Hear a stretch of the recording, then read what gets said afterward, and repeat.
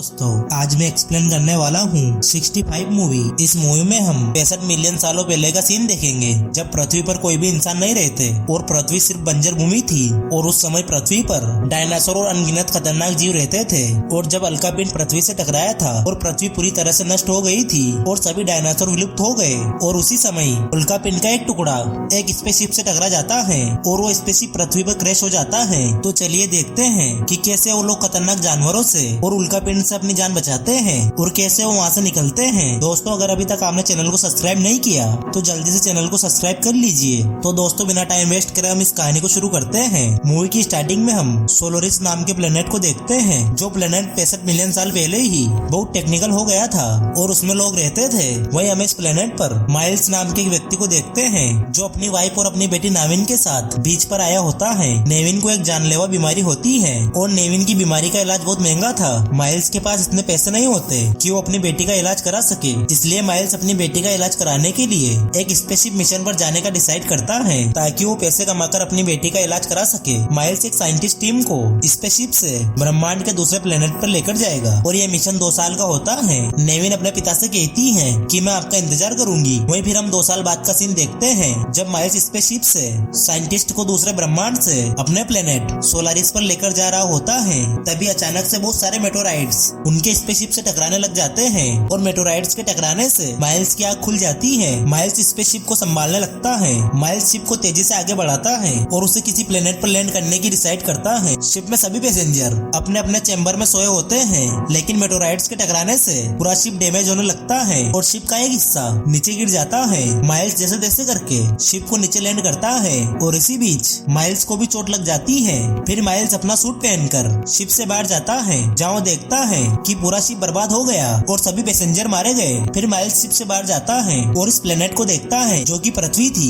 Miles देखता है पृथ्वी पर काफी खतरनाक जीव है, क्योंकि ये पृथ्वी 65 मिलियन सालों पहले की थी। फिर माइल्स वापस शिप में आकर एक रिकॉर्डर मैसेज भेजता है कि हमारा शिप एक अनजान प्लेनेट पर क्रैश हो गया और शिप के 2 टुकड़े हो गए। और माइल्स हार मान चुका था और वो खुद को मारने की सोचता है, लेकिन फिर उसे अपनी बेटी की याद आती है और वो अपनी बेटी के वीडियो देखने लगता है। तभी माइल्स को एक पैसेंजर का सिग्नल मिलता है। माइल्स उस पैसेंजर के चैम्बर के पास जाता है, जो एक छोटी बच्ची होती है। माइल्स उसे शील्ड से बाहर निकालकर शिप में लेकर जाता है और उस बच्ची से पूछता है कि तुम कौन हो, लेकिन उस लड़की की भाषा अलग होती है, इसलिए माइल्स कुछ समझ नहीं पाता। तो माइल्स स्लीपिंग चैम्बर के पेपर में देखकर पता करता है कि इस लड़की का नाम कोवा है। फिर माइल्स कोवा को समझाता है कि हमें एक पहाड़ पर चढ़कर जाना होगा, क्योंकि हमारे शिप का दूसरा हिस्सा वही है और हम वहाँ जाकर शिप के दूसरे हिस्से से हमारे प्लेनेट पर पहुँच जाएंगे और तुम्हारे मॉम डैड भी वही होंगे। लेकिन माइल्स उस लड़की से झूठ बोलता है, क्योंकि वहाँ अब कोई भी पैसेंजर जिंदा नहीं था। वहीं अगली सुबह माइल्स शिप से बाहर जाकर आसपास की जगह देखने लगता है। तभी उसे वहाँ बड़े बड़े डायनासोर के कंकाल दिखाई देते हैं। वहीं भी माइल्स अपने डिवाइस से शिप के दूसरे हिस्से को देखता है, जो कि एक पहाड़ पर होता है। तभी माइल्स पर एक छोटा डायनासोर अटैक कर देता है, लेकिन माइल्स उसे किसी तरह मार देता है। फिर माइल्स शिप में आकर अपने कुछ हथियार और बॉम्ब्स लेकर कोवा के साथ पहाड़ की तरफ निकल जाता है, ताकि वो शिप के दूसरे हिस्से तक पहुँच सके और यहाँ से निकल सके। लेकिन ये रास्ता आसान नहीं था, क्योंकि 65 मिलियन साल पहले पृथ्वी पर बहुत ही खतरनाक जीव रहते थे। वहीं रास्ते में माइल्स कोवा को बताता है कि हम यहाँ क्या क्या चीजें खा सकते हैं। रास्ते में माइल्स के ऊपर कई छोटे कीड़े अटैक करते हैं। वहीं माइल्स और कोवा जब आगे बढ़ रहे होते हैं तो उन्हें एक डायनासोर का बेबी कीचड़ में फंसा हुआ दिखाई देता है। माइल्स और कोवा उसे कीचड़ से बाहर निकालते हैं, लेकिन दूसरे खतरनाक क्रिएचर उस डायनासोर पर हमला करके उसे मार डालते हैं। ये देखकर कोवा बहुत दुखी होती है। वहीं फिर माइल्स और कोवा काफी सफर तय करने के बाद एक नदी में पानी पीते हैं। फिर माइल्स एक पेड़ पर चढ़कर अपने गैजेट की मदद से स्पेसशिप के दूसरे हिस्से को देखता है, लेकिन तभी पेड़ की टहनी टूटने से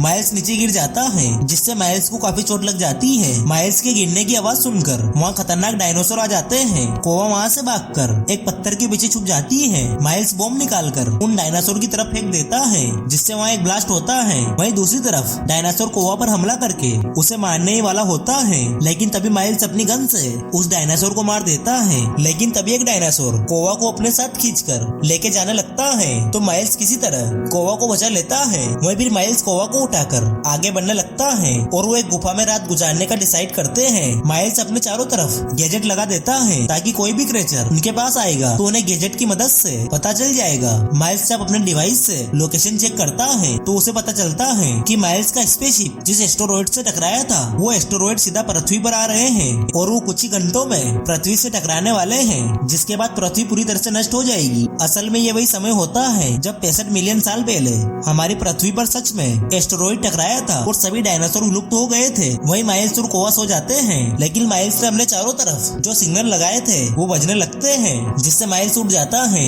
फिर माइल्स जब कोवा को देखता है तो उसके मुंह से जहर निकल रहा होता है।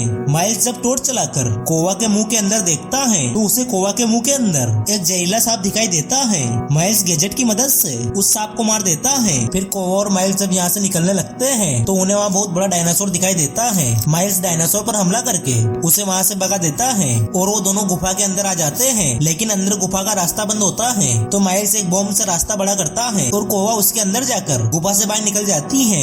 लेकिन जब तक माइल्स गुफा से बाहर निकलता, एक डायनासोर माइल्स पर अटैक कर देता है और वो माइल्स को मारने की कोशिश करता है। माइल्स किसी तरह उस डायनासोर को शूट करके गुफा से बाहर आ जाता है। बाहर आकर माइल्स अपने डिवाइस से एस्टेरॉइड के टुकड़ों को देखता है जो पृथ्वी के बहुत ही करीब आ गए थे। फिर माइल्स जल्दी से कोवा को ढूंढने लगता है और वो भागते भागते एक दलदल में फंस जाता है। वहीं दूसरी तरफ कोवा के पीछे डायनासोर पड़े होते हैं। कोवा किसी तरह डायनासोर से बचते हुए बॉम्ब ब्लास्ट करके डायनासोर को खत्म कर देती है। वहीं माइल्स पूरी तरह से दलदल में फंस चुका था, लेकिन तभी कोवा वहाँ आकर किसी तरह बहुत मुश्किल से माइल्स को दलदल से बाहर निकाल देती है। फिर माइल्स कोवा को बताता है कि एस्टेरॉइड के टुकड़े यहाँ आ रहे हैं, इसलिए हमें यहाँ से जल्दी से निकलना होगा। फिर कोवा और माइल्स किसी तरह अपने शिप के दूसरे हिस्से तक पहुँच जाते हैं और माइल्स जब उसके अंदर जाकर देखता है तो वो पाता है कि वो शटल पूरी तरीके से चालू है और वो दोनों यहाँ से निकल सकते हैं। लेकिन कोवा वहाँ अपने मॉम डैड को ढूंढने लगती है, जिसके बारे में माइल्स ने उसे झूठ बोला था। कोवा को भी पता चल जाता है कि उसके माता पिता भी मारे गए। माइल्स कोवा को समझाता है और अपनी बेटी की फोटो दिखाकर कहता है कि मैं मेरी बेटी को बचाने के लिए इस मिशन पर आया था, लेकिन वो अब इस दुनिया में नहीं है। कोवा भी माइल्स की बात समझ जाती है और वो दोनों शिप के अंदर बैठ जाते हैं। लेकिन तभी एस्टेरॉइड के टुकड़े पृथ्वी से टकराना शुरू हो जाते हैं और एक एस्टेरॉइड के टकराने से उनका शिप डिस्ट्रॉय हो जाता है